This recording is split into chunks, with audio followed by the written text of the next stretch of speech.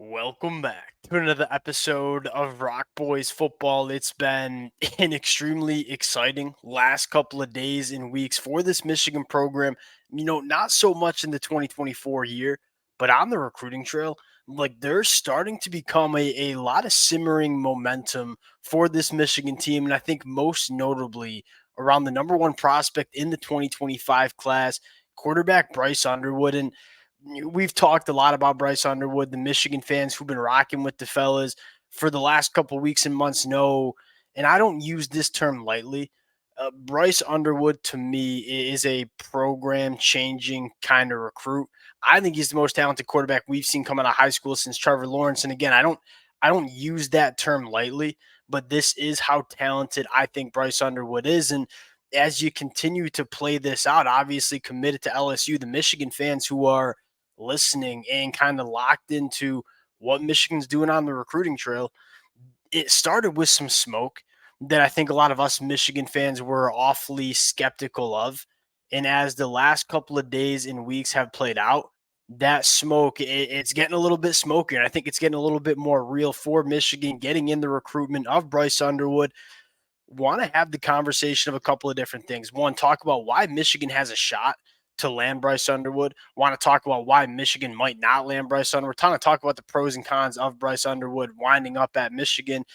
But I also want to talk about the future of the Michigan quarterback room, which has obviously been a disaster in 2024. A lot of Michigan fans are kind of thinking about, hey, what is the quarterback room going to look like over the next couple of years? Because that's a position that Michigan needs to get right. So we're going to get into that as well. Now, before we do, and as always, the Michigan fans, one, y'all know I'm a Michigan fan. Y'all know I love talking the recruiting trail. The amount of support y'all have shown the fellas, it's been amazing. Can't thank you guys enough. If y'all do enjoy the content, consider subscribing to the channel. We'll obviously be talking a lot about this storyline over the next couple of weeks, but I think more importantly, let it fly in the comment section in terms of a couple of different things. One, we're going to have the conversation about the quarterback room and the future of the room, whether Michigan should go and get a transfer portal quarterback, what it might look like in 2025. Talk about some of the quarterbacks that we have coming into the program as well.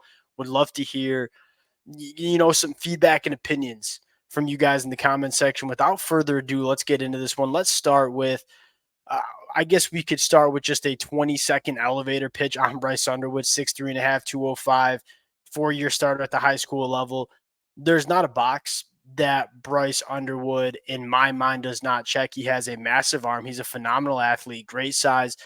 He has all the intangibles and physical traits that you look for in a quarterback, which makes him the number one quarterback, number one player in this 2025 cycle. And quite frankly, one of those special you don't see very often kind of quarterbacks. And I think luckily enough for Michigan, he's right in the backyard, obviously in-state kid. Now, why it can happen, and I think you got to start, and I think this might excite a lot of Michigan fans is, Michigan's never been a program that plays at the highest level of the NIL market. It's just not how Michigan wants to build the program. There are other programs that will generate a lot of money and go out and build a roster. That's, historically in this short period of NIL, not how Michigan has operated.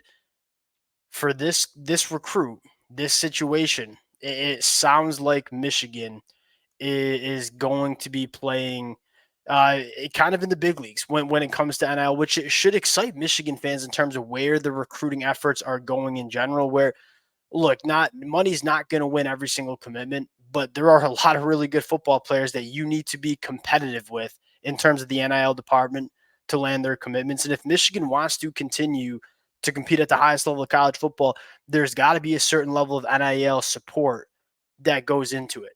And I think broadly speaking, for us Michigan fans, it's pretty cool to see that Michigan is willing to kind of step it up in that department and kind of play at the highest level of the sport in the NIL department, which they're certainly doing with quarterback Bryce Underwood. Now we've seen some reports of the money, $5 million for 3 to 4 years.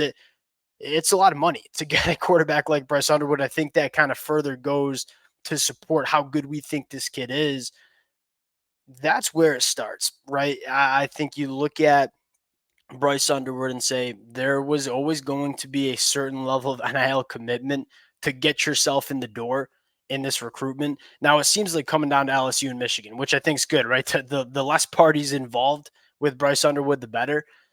Another kind of a lingering storyline in terms of what could work out for Michigan is that one, he's an in-state kid, but I think more importantly, he's going to have the opportunity to start right away for Michigan. And we're going to get into that later about what the future of the quarterback room looks like and should we go to the transfer portal.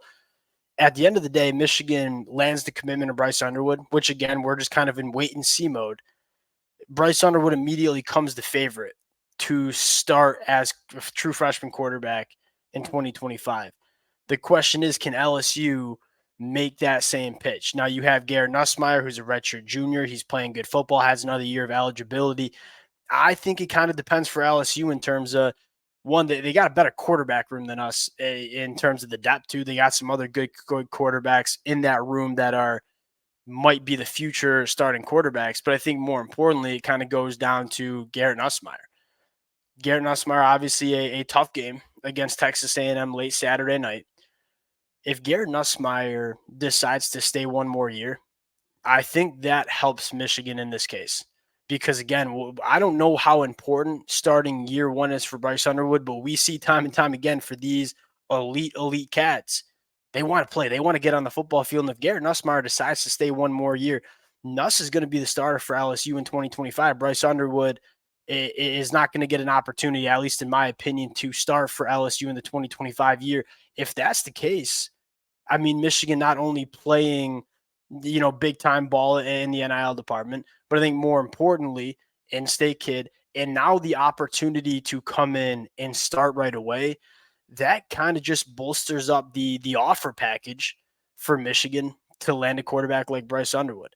Now, there are certain things that I think certainly don't help Michigan in this case. Why will it not happen? I think it does start with the offense, the offensive coordinator, quarterback development for Michigan, where you look at LSU and what Joe Sloan has done. Joe Sloan kind of thought of as one of the better quarterback developers and offensive play callers that we see in the country. Now, Joe Sloan's getting connected to some group of 5 jobs as a head coach, so that certainly could help Michigan as well. But at the end of the day, Joe Sloan versus Kurt Campbell, I think if you're a quarterback that wants to get developed to the NFL, right now I think the decision's pretty clear.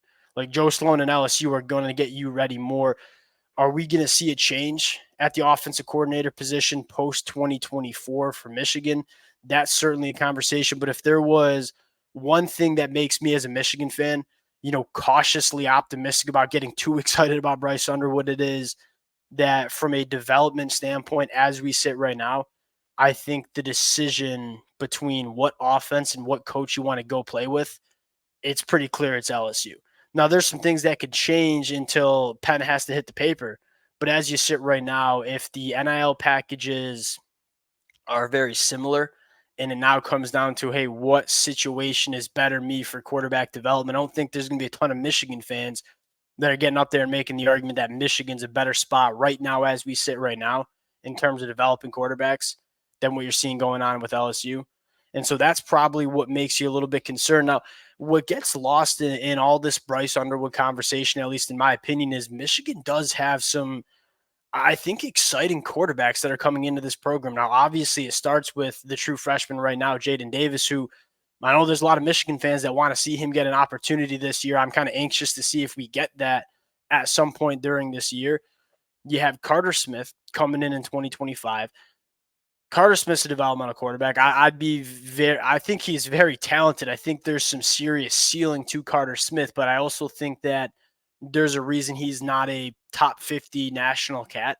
There's certainly some development, probably a year or two for Carter Smith before he's a starting quarterback for Michigan. I think what should excite Michigan fans the most, and if I was kind of hitching my wagon to a quarterback for Michigan that I think can be a difference maker, it's Brady Hart in the 2026 class.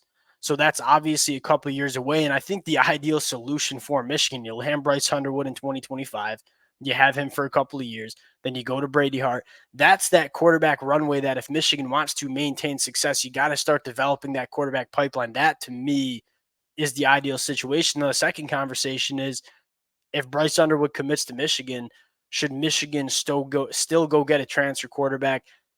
There's a couple of different arguments. One is you might make that argument because you don't want to put all your eggs in one basket of Jaden Davis, Bryce Underwood, two guys that haven't played at the college football level. But there's that other argument that we all know what it costs to go get a quarterback in the transfer portal. And it's going to be hard to get a quarterback in the transfer portal that knows they have to come in and compete with a guy like Bryce Underwood to start for this Michigan offense. Would Michigan be better off saying, hey, we're going to bet on Bryce Underwood and Jaden Davis. We're going to feel confident that we have a quarterback that can win us football games in 2025. But what we're going to do with those funds we would have went out and got a transfer quarterback is we're going to build an offense around him. Like if you land Bryce Underwood, I think this Michigan offense has to significantly change. It all of a sudden goes from leaning on the run game and leaning on the defense to, hey, we still want to lean on our defense, but we now got to lean on our quarterback to go be a difference maker. And so if you want to do that, you got to start building a high-powered offense around Bryce Underwood.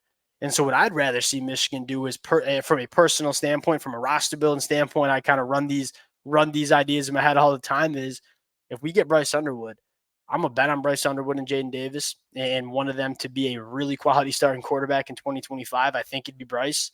And I'm going to build an offense around him that can be elite. I think one of the most important things, if Michigan ends up landing Bryce Underwood, which is still a very big if at this point, is you want to make sure Bryce Underwood's coming in with an offense that he can be extremely successful with. I think, quite frankly, Nebraska did a really good job. Hey, they landed Dylan Raiola, stopped pursuing a transfer quarterback, went out, got Jamal Banks and Isaiah Nayor, a running game, and they kind of surrounded Dylan with an offense he can be successful with.